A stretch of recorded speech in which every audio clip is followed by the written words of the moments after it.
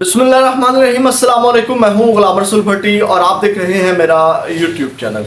नाज़रीन, इमरान खान ने अली अमीन गंडापुर को कौन सी आखिरी वार्निंग जारी कर दी है, सख्त अहकामात जारी कर दिए हैं। पीटीआई के अंदर जो गद्दार हैं, जो आईनी तरमीम का हिस्सा बनने जा रहे थे, कुछ के नाम सामने आ गए। वो नाम भी मैं आपके सामने रखूंगा कि कौन बिक चुके थे और इस आईनी तरमीम में वोट करने जा रहे हैं, या इसके ऊपर ही आ जाए, क्योंकि ये भी एक बड़ी खबर आपको देनी है कि इस वक्त जो आईनी तरमीम एक बार डिले कर दी गई है, वो क्यों कर दी गई। यानी कि कादी फजीसा की अदालत से एक बहुत बड़ी कार्रवाई डाल के जो है फिर आईनी तरमीम लाने जा रहे हैं, जिसमें इसी तरह तहरीक इंसाफ के लोग खरीदे जाएंगे और उनको जो है वो इस आईनी तरमीम का हिस्सा बनाया जाएगा, क्योंकि आपको पता है कि इस वक्त मेजोरिटी तो है नहीं हुकूमत के पास।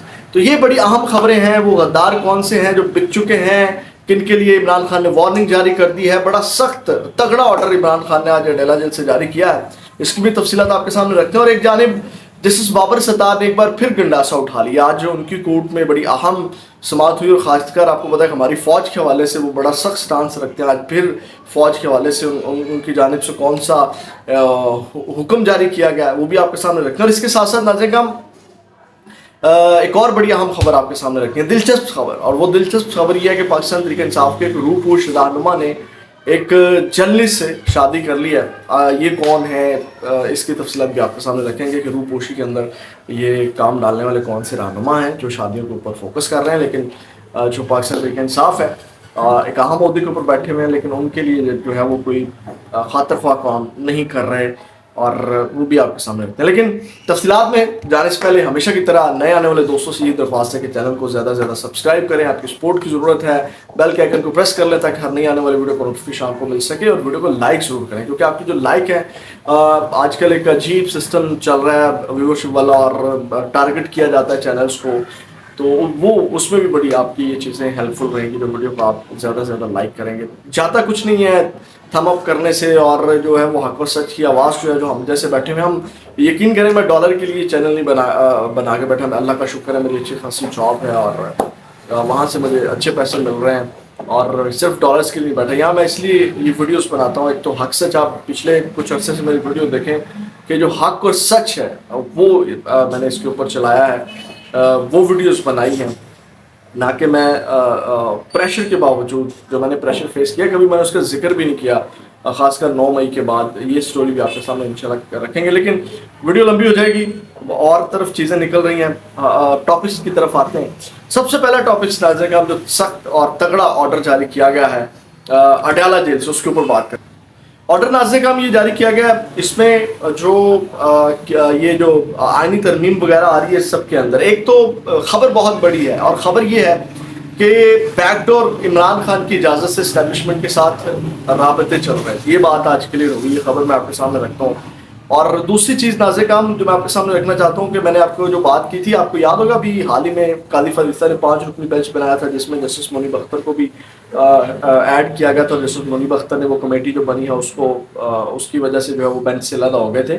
63A की तशरीह वाला जो मामला, जिसके आईनी पैकेज के अंदर है कि जनाब 63A वाला जो मामला है कि जनाब वो वोट तो काउंट होगा लेकिन वो डिस्क्वालीफाई हो जाएगा। ये इस तरह की जो तशरीह और ये जनाब फैसला करवाना चाहते हैं, तो कादी फरीसा की अदालत से इस तरह की एक शब खून मारने की कोशिश की जा रही है, और इसी का नतीजा वो जो मैंने आपको खबर देनी, मैंने कहा पहले आपको मैं एक खबर दे दूं कि कादी फरीसा की अदालत से ये चीज़ें जो है वो आ रही हैं। और एक और ख़बर मैंने देनी है कि इस्तीफ़े आ रहे हैं इस्लामाबाद से। ये तो आज का हमारा सबसे अहम टॉपिक है जो मैंने आपके सामने रखना था, इस्तीफ़ों वाला। ये इस्तीफ़े भी दर्जन भर इस्तीफ़े हैं जिनकी खबर मैंने आपको देनी है। ना से कम एक तो ये मामला चलाया जा रहा है। अब इस सब को रख के जो इमरान खान से साहब ने ऑर्डर जारी किया वो ये है कि इमरान खान ने अली अमीन गंडापुर को इस्टेब्लिशमेंट से राबते ख़त्म करने की हिदायत करते हुए एहतजाजी तहरीक लीड करने का टास्क दे दिया है। इमरान खान ने कहा कि इस्टेब्लिशमेंट से बातचीत का टास्क उन्होंने ही दिया था, और अब इस्टेब्लिशमेंट के साथ किसी किस्म की कोई बातचीत नहीं की जाएगी। ये बात तय हो गई। इमरान खान की इजाज़त से इस्टेब्लिशमेंट के साथ राब्ते चल रहे थे, और मैंने कल खबर दी थी DGISI के हवाले से, और उस वक्त कुछ लोगों की चीखें निकल रही थी कि मैं ये ज़्यादा खुशफहमी के अंदर खुशफहमी का शिकार हूँ। और आपको याद होगा मैंने तज़किया दिया था ये जलसे होना, जलसों की इजाज़त मिलना, पार्टी परचमों پرچم لہرائے جانا، یہ خالہ جی کا واڑہ نہیں ہے. آپ کو پتہ ہے کتنی سخت پابندی تھی پاکستان تحریک انصاف کے ساتھ. میں نے تو کور کیے ہوئے نا جو ریلیاں نکلتی تھی جھنڈا تک، اور جو ان کے ساتھ سلوک اور بیہیو کیا جاتا تھا سب کے سامنے وہ ہم نے رپورٹ کیے ہوئے. جو ویڈیوز آتی تھی مار دھاڑ کے پولیس والوں کی، خاص کر لاہور کے اندر سے، تو وہ اسی چیز کا نتیجہ تھا، یہ بیک ڈور جو رابطے چل رہے تھے اور جو نرمی چل رہی تھی.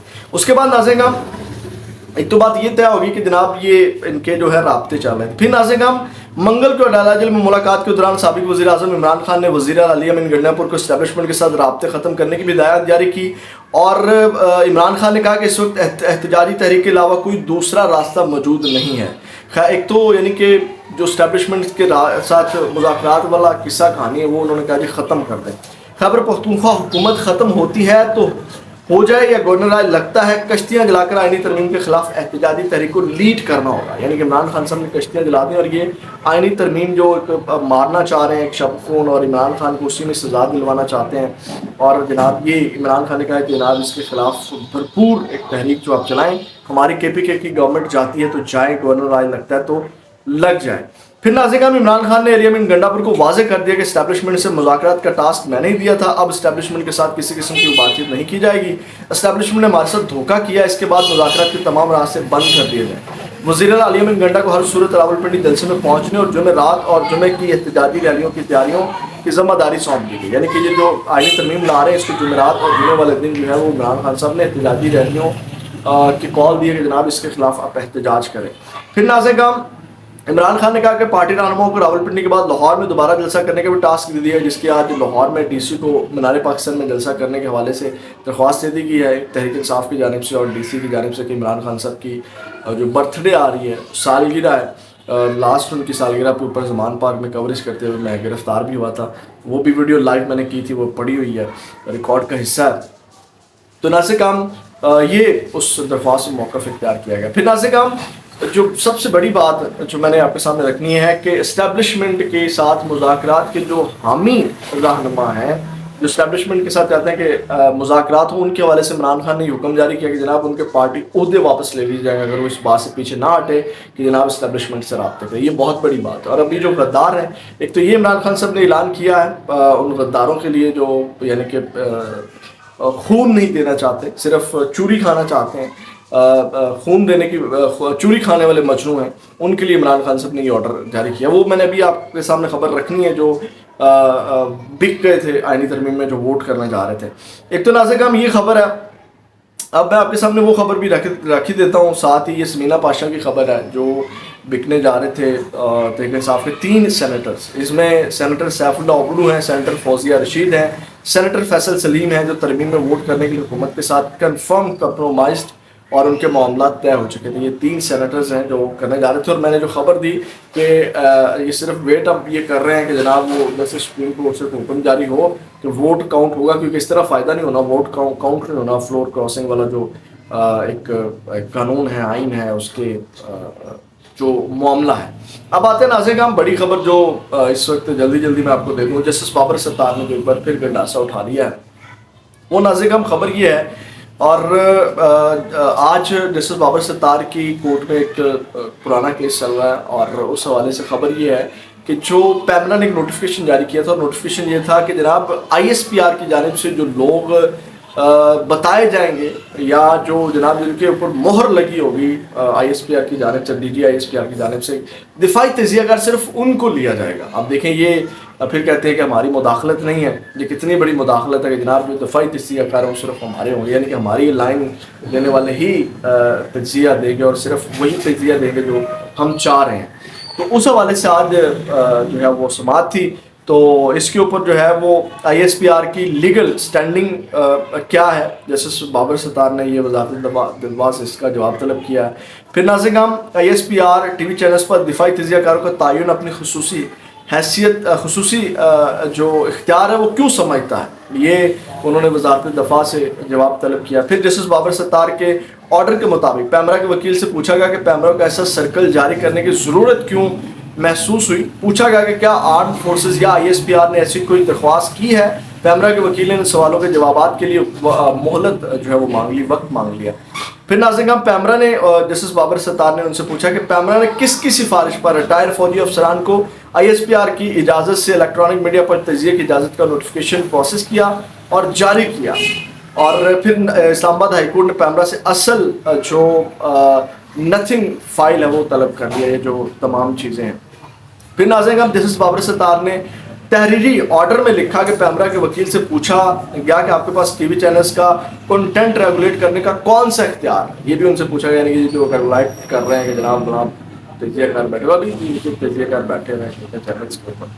پھر ناظرین انہوں نے پوچھا گیا کہ TV چینلز پر اپنے خیالات کے اظہار کرنے والوں کو پہلے کلیئرنس کرنے کا کیا اختیار ہے۔ پیمرا کے وکیل نے پیمرا آرڈیننس کے سیکشن 20 کا حوالہ دیا، یہ شک ملکی سیکیورٹی سالمیت اور خود مختاری کے تحفظ کی TV چینلز کی ذمہ داری سے متعلق ہے۔ سوال کیا تجزیہ کاروں کی پہلے کلیئرنس کا ملکی سیکیورٹی اور خود مختاری سے کیا تعلق ہے، تو پیمرا کے وکیل نے عدالتی معاونت کے لیے مزید وقت مانگے جا رہے ہیں، جواب کوئی نہیں ہے، یعنی کہ جو یہ ISPR کی مداخلت کے اوپر سوالات اٹھا رہے ہیں جسٹس بابر ستار، یہ بہت بڑی بات ہے۔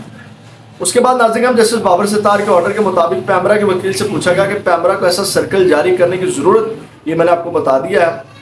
پھر جسٹس بابر ستار نے کرنل ریٹائر انعام الرحیم ایڈوکیٹ کی درخواست پر آرڈر جاری کیا، جنہوں نے عدالت میں دلائل دیے کہ ماضی میں جنرل مشرف کی اشتہاری ہونے کے باوجود TV چینلز پر بیانات نشر ہونے پر پیمرا سے رجوع کیا تو کمپلینٹ یہ کہہ کر مسترد کر دی تھی کہ آئین کے آرٹیکل 19A آزادی اظہار کی ضمانت دیتا ہے اور یہ آزادی کسی قانون کے بغیر اختیاری ملزم سے بھی نہیں چھینی جا سکتی۔ یہ اب نوٹیفیکیشن پیمرا کے اپنے سابق آرڈر کی نفی ہے، یہ جسٹس بابر ستار نے کہا۔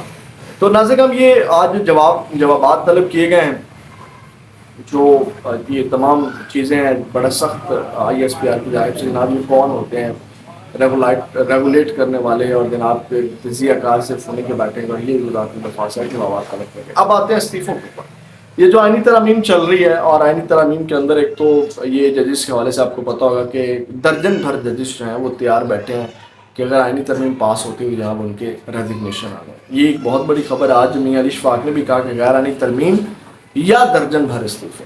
اس سے پہلے ظاہر جوشگوری ہیں وہ خبر دے چکے ہیں کہ 2 more کی ریزگنیشن آر کمنگ سون، وہ بھی آئینی ترمیم کی سینس میں کہا کہ ایک درجن بھر 2 اور استعفوں کی باز گشت اس وقت چل رہی ہے۔ اب ناظرین جو انٹرسٹنگ خبر ہے، دلچسپ خبر ہے، وہ آتے ہیں جو ایک روپوش رہنما نے ایک جرنلسٹ سے دوسری شادی کر لی ہے۔ یہ آج ہمارے ایک جرنلسٹ بھائی ہیں نجم الحسن باجوہ صاحب، بڑے زبردست جرنلسٹ ہیں اور بڑا زبردست ولاگ کرتے ہیں، ان کو بھی آفر کروا دیا گیا تھا ایک زمانے میں، تو آج کل صرف اپنا یوٹیوب کر رہے ہیں۔ انہوں نے آج ایک خبر بریک کی، انہوں نے کہا کہ بریکنگ لاہور سے تحریک انصاف کے ایک ہینڈسم اعلیٰ عہدیدار نے حال ہی میں ایک صحافی خاتون سے دوسری شادی کر لی ہے، دونوں کو مبارک۔ ابھی کچھ ہی وقت گزرتا ہے تو ان کی پوسٹ کے نیچے کمنٹس سیکشن چل رہے ہوتے ہیں کہ جناب حماد اظہر کیونکہ لاہور سے وہی ہیں، تو حماد اظہر صاحب جلد بازی میں پھنس جاتے ہیں۔ وہ کہتے ہیں آپ کی ٹویٹ نہیں لکھے تو میرا نام چل رہا ہے سب دوستوں کا، مجھے ہینڈسم تصور کرنے کا شکریہ، لیکن ایسی بات ہوئی تو سب کو بر وقت اطلاع دوں گا۔